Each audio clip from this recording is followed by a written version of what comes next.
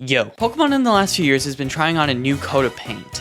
A very ugly paint, but still new. But what if I told you that there was a Pokemon game before Legends Arceus that was open world? Well, today I will be telling you about the Pokemon game released to the Wii, fittingly called Pokepark Wii Pikachu's Adventure. A game developed by Creatures. You know, the ones that make the card game. Despite what you might think, this game is not a flop. This turned out to be the 52nd highest grossing Wii game. And it even got a sequel. Like the video and I'll play that one. But today I set out on a brand new adventure to play the Pokemon game you've never played. Our journey starts in this weird town. Mew shows up and opens a hole into the void, which Piplup throws us into. So Mew looks really cursed in this game. Oh my gosh. He explains how the Sky Prism has broken into 14 pieces and scattered all around Pokepark. And if we don't get these pieces, then the Sky Pavilion will literally fall onto Pokepark, killing everyone. Yeah, that makes a lot of sense, actually. We finally wake up from our fall and are greeted by a Chatot who teaches us to literally dash and jump. We also get introduced to Skills Game. This one is Chase, where, well, you play tag. We zap this motherfucker and he gets out of the way, leading us to the first area, the Meadow Zone. We find Chikorita, who's one of our friends, and Baneri, who recommends we try an attraction. They're basically gimmick games where, guess what, you use motion controls. So using my hardcore mash, shaking, I beat this in record time. Every single attraction has a goal time to beat to progress the story, and also a bonus where you get berries, which are kind of like studs. While we're on this topic, this literally does feel like a fucking Lego game. We get our first Prism Shard, and then the Mafia comes. So yeah, behind the curtains, it seems like the big boss doesn't want us playing these attractions. So they jump us and take Chikorita hostage. Oh, we're getting mugged. Oh, we're getting mugged. Holy shit, we're getting mugged. We got robbed. Oh my god. We got fucking robbed. Rated E for everyone. I then get introduced to the whole concept of the evolutions. They're apparently only going to be friends with popular kids. I feel like there's a word for that, but I literally just can't remember. We go up to the fucking Trico, who had the audacity to call us naughty. Bitch, you jumped us. I'm starting to get the target audience. Then he wants us to play the attraction as Turtwig to pass. Okay. Rolling around at the speed of sound. I want to make it very clear that this is the only time in the game that this mission style is brought up. Go fuck yourself. Guess what? We still can't get across the bridge because Mankey wants to battle. So the other skills game is battling, which in my opinion is the most fun. Listen, I know I've talked a lot of shit about this game already, but this is actually truly one of the best battling mechanics out of any other game. We beat up Mankey so he becomes our friend and went up to Krogunk who was guarding the gate. He then requests 200 berries? Oh my god, you're an absolute fat ass. But then he only ate 30. Alright, we're moving on. We finally meet the Mafia boss who says he'll give me Chikorita back if we defeat the caretakers. So, give me my money and give me my bitch. We still can't leave as Venusaur challenged us to beat his game. Alright, we used our fourth friendship with Mankey to soar high and beat this guy's game. He finally agrees to let me go and even gives me a prism piece. But now, it's lore time. Yes, Pokepark has lore. I'm extremely happy about this. The three world powers fought over the land and eventually made the decision to close their gates to keep all their Pokemon safe. That's the extent of the war, but Jesus Christ, I didn't expect Pokepark out of all games to be a social commentary about politics. But unlike politics, Venusaur wants to make amends and sends us to find the world powers because his lazy ass won't move. Oh, that's fine, it's not like the whole world will get destroyed. We arrive at the meeting place and Chikorita finds an old tree house that she's going to fix. We also meet Drifloon, who basically acts as the in-game teleporter. If you know the lore, then you know the lore. But now we head down to the beach zone to find the second world power, Empoleon. Feraligatr and Gyarados can't stop fighting for some reason, so they broke all the bridges keeping the islands together. Empoleon isn't here, and in order to get to him, we need to ride Lapras. We go to one of the only bridges remaining, only for a surprise, we get quizzed. So the third skills game is quizzing, which is my least favorite. Hey, I'm a high school student who is taking quizzes every week. You gotta cut me some slack here. The first two are super easy, but the last one, how many hairs are there on a Psyduck's head? What? 5? What, there are hairs on Psyduck's head? Who knows this? I mean, it's kind of obvious looking at his art now, but like, who would know this? We try to get to Lapras, but there's a rock in the way, and Feraligatr says he'll break it if we calm down Gyarados. We found Piplup and Wynot stuck on an island, so obviously we need to make a bridge. Oh, thanks, Piplup. We go back to the Meadow Zone to get the help of Bidoof after building him a house, which took forever because he wanted more and more lumber because he had more and more family. Back at the beach zone, and we give this Bidoof, they're different by the way, a piece of lumber. But then the sub-mafia of the zone comes. They don't steal Bidoof, but they do blacklist us from building bridges. Unless, of course, we win the attraction.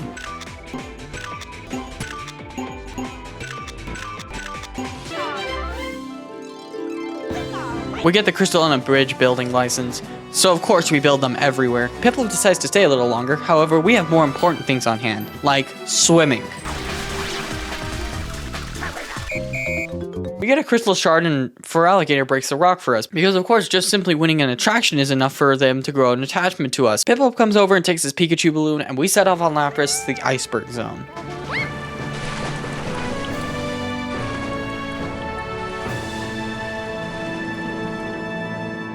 Imagine if they started playing like Pirates of the Caribbean music there. Let's dub over it with Pirates of the Caribbean music.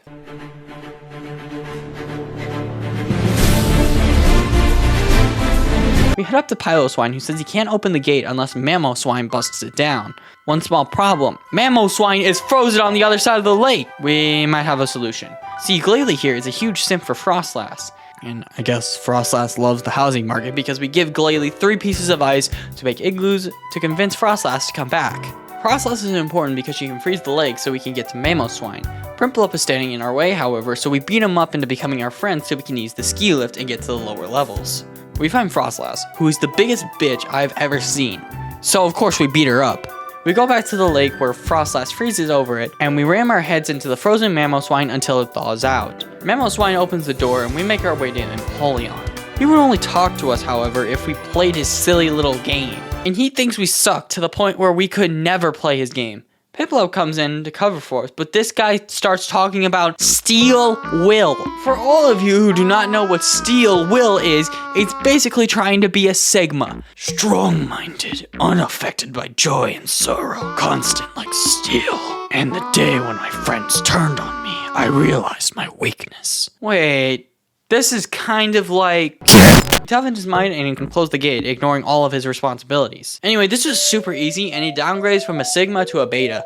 But he gives us a Prism Shard and that's really all I care about. Next up is the Cavern Zone for the final world power Blaziken, who is in the Lava Zone. We meet Mr. Mime, who tells us the railroad has been broken and Gibble stole the minecart. He also says how the hot spring was apparently needed because it dried up. Well, apparently we need to do everything, so I go up to the Zubat, who are the popular high school girls apparently because they are hooked on gossip. And there's too many of them! But in order to get info out of them, we must tackle them, so... We were informed that Aeron has info but is hungry, so we grabbed iron that was in the box right next to him so he could give us more gossip. Well, apparently had it, so we peacefully talked to her. So Dugtrio apparently stole it from her, which means another person I have to talk to, and Marowak apparently threw it into a box according to Dugtrio. So you have to kill him in order to check. This game is a little violent. And guess what? Diglett took it and buried it under Snorlax, and the only way to wake him up was a huge berry. Ugh. And apparently, Snorlax is sitting over the hot spring the whole time. So we finally grab the rail and give it back to Mr. Mime. We also get the minecart back from Gibble using our peaceful strategies. And finally, we're allowed to go to the Lava Zone. Hitmontop gives us the rope for the Lava Zone and also mentions how the drill was overheating. We couldn't get to Blaziken because of some weird firewall, so we had to make a switch using a furnace. However, fighting is all people do down here, so we had to fight for the right to use the damn thing. Oh, and we're not done fighting yet, because Hitmontop wants to fight in order to give us the right to use the drill, which had cooled down. Yeah, fuck you both. I grabbed an iron ore and melted it down into a pole to use as a lever. The machine turns off the fire, allowing us to get further into the zone. So we meet up with Charmander, who's the last friend we need to find, who we wipe the floor with, so he says he'll train with Blaziken. We follow him up, only to be stopped by this hassle who wants a quiz. After multiple failed attempts, we're finally allowed to progress. Rhyperior had the next game I had to play, so I brought him a top and swiftly took down each and every... took down everyone. We go to Farfetch, which at this point I think you know where this leads, and I was told I need to complete another attraction? So apparently there was one down in the Cavern Zone and I never realized. Well, I took it down and then went to talk to Blaziken. So Blaziken has an ego bigger than his own zone, which is saying a lot, and with said ego, he challenges Charmander and I to fight each other. Anyway, we need to complete this attraction in order to reunite the three. Now, this one was probably my least favorite. The timing on this one was super unforgiving, so of course, it took a lot of time to complete. He gives us a shard, and he sends us on our merry way to save a collapse of a whole ecosystem while he and Polion and Venusaur kick back and relax with a beer in hand and talk to each other. Chikorita has been busy at the treehouse, which was starting to look a lot more complete, and Piplup had fixed the balloon. Okay, never mind. He didn't. Oh yeah, Mew exists! And also he's reminding us that our impending doom is on the way if we don't get the shards and meet him at the Sky Pavilion. No pressure, they'll love you. Mischievous, however, tells us that Miss Magius would know where the Sky Pavilion is. She's in the Haunted Zone, or apparently Rotom is missing, so great, that's just another thing to add onto our list. Outside Luigi's mansion, we find Tangrowth Guy, who has an attraction. Oh my god.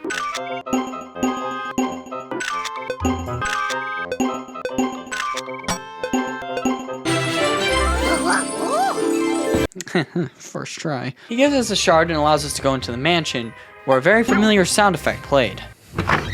Oh, that's the Roblox sound effect! What the fuck? And of course there wasn't like any animatic for it. That would be funny if there was. We get a cool tour of the place by Duskull, and Ghastly apparently takes us to a room that's never been opened. So he opens it and we talk to Gengar in the painting. The bell then goes off, meaning our next attraction is open. What the?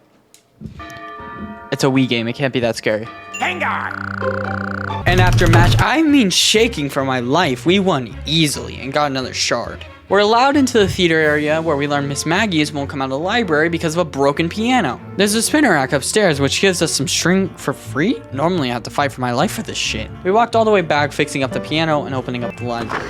By the way, if you're gonna play this game, be prepared to do a lot of walking. It is boring. In the library, the Duskull that stood in front of the gate told us to find a book as he suspected it was for a secret door. Who had the book? Sableye. And what did he want to do? Here, I'll give you 3 options. Option 1. Fight. Option 2, chase. Option 3, quiz. If you guess the first 2, then you gotta get checked out because he quizzed me.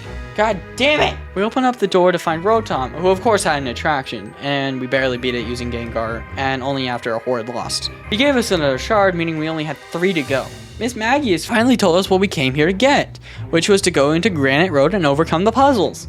I literally could have figured that out myself, but whatever. We regroup with the gang to find the treehouse finished, Piplup's balloon hole fixed, and Charmander making fireworks? Making fireworks? I've been doing everything in my power to save this damn park from the world powers killing each other and starting wars to literally saving the whole world, and you want to make fireworks. Absolute disappointment. I found this Mime Jr. guy who is apparently our stalker. Wow, you can get put on a list for that, my guy. Oh yeah, and the ground shook, which also can't be that good.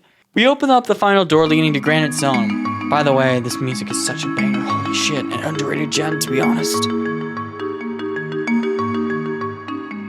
Charizard explains how this zone will test you like no other or some shit like that. And of course there's an attraction. I used Lopunny, which didn't seem right at all, and won very quickly. We get another shard and move on to a new area. Flygon tells us that there are 3 words that we need to find in order to unlock the door. And in order to get these words, we need to beat up Blastoise. He's there for, oh my god, Blastoise! And we jump across narrow platforms to unlock a secret door, which is so secret, I had to look up a guide on how to get there. In fact, throughout this entire game, if you're gonna play it for yourself, you're gonna get lost super easily. And believe it or not, when we get in there, we again get quizzed by Porygon Z! Oh my god, I need to calm down. We got the first word. Love. An Electivire was blocking our path, so we took care of him and reached the person who had the next word, Togekiss, which introduces us to the final skills game, Obstacle Course. Hey, this was in the game from the start, but I just never had time to cover it. Alright, let's get back to it. Yeah, if I'm gonna be honest, this was super easy. The second word is peace, but then I am shocked, bewildered, flabbergasted. The Snorlax in the cave and the one we shocked in the beginning all that time ago possesses the final word, and after talking with him, it's Rainbow. Flygon lets us pass, which means we are super close. However, there's another attraction that by the oath of God, I have to complete. And yes, it was super easy. Now after everything, I'll finally be able to go to the Sky Pavilion. Oh, you're kidding me. Yeah, so there's one more zone, the Flower Zone. We talk with Blossom about why we're here, and she says to go talk with Shaman. Shaman talks about how the mirror that she uses to guide her up to the Sky Pavilion is missing. And after talking to the Mareep, it rolled down to the big tree in the meeting place. So we meet up with the gang, and Piplup has a balloon fully operational. We ask about the mirror, and Charmander points us to the top of the treehouse. We grab the mirror, and I guess got teleported back to the Flower Zone. We put the mirror on the pedestal, and it shines to the sky, calling Rayquaza. Finally, we get to go to the Sky Pavilion. Not yet! We have one more attraction. And this attraction was literally the easiest of them all. Okay, great. Now that we've done that, we have all the crystals to go to the Sky Pavilion. Oh my god! So apparently, Shaman can't get us there without the special flowers to bloom. And you would have known this if you watched the Garatina and the Sky Warrior movie. But the plant hasn't bloomed yet. Oh, but thank fucking god, Blossom happened to have the special watering can that instantly grows flowers! Shaman goes into his sky form and finds a balloon that the rest of the gang is in. We hop in the balloon and finally go to the Sky Pavilion. The ground starts to shake around us. We don't have much time. But you know what would be funny? If Mew decided to play hide and seek while the whole world wasn't already dying. And great, now there's 2 Piplups. I talked to the obviously fake one, and apparently we're stupid, so we had to go talk to the other Piplup, which was the real one, and then Mew reveals himself. Now apparently, the 6 hours I was running around making friends with everyone wasn't enough for the crystal, so I had to play with Mew. We had an obstacle course to start that I never even fell off of, but Mew still wasn't satisfied, so he attacked me. I defeated Mew, who was a Magmortar, Garchomp, then Tyranitar, but he still wasn't satisfied, so we played one more game. Chase. Similar to the first game I've ever played. However, I've come a long way since that original Chase. Solved world peace, restored the mansion, even played every attraction. I've done it all. Finally caught Mew, and then he was satisfied. I put the crystals I found together and restored the Sky Prism, and it brought happiness to all. We restored and saved Pokepark from political tension, cruel methods of punishment, and ultimately, we reunited everyone.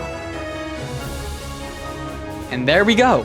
That is the story of the Pokemon game you've never played. If you have an unknown game you want me to play, drop a comment down below. And yes, there is a sequel to this game, so like the video if you want to see me play that. But thanks for watching, and have a good one.